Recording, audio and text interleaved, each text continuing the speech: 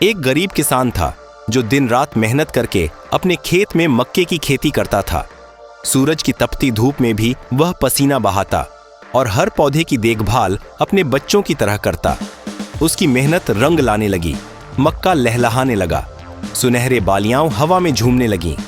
एक दिन जब किसान खेत में घूम रहा था तो उसने देखा बहुत सारे मोटे मोटे बंदर उसके खेत में ऊधम मचा रहे हैं।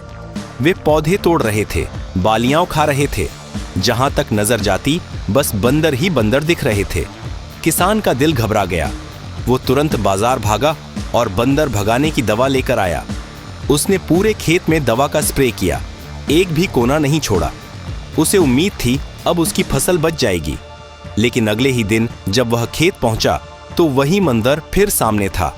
सारे बंदर लौट आए थे। इस बार उन्होंने पूरी फसल तबाह कर दी। किसान वहीं जमीन पर बैठ गया। उसकी आंखों से आंसू बहने लगे। वो रोते हुए बस यही सोचता रहा, क्यों मेरी मेहनत हमेशा मिट्टी में मिल जाती है।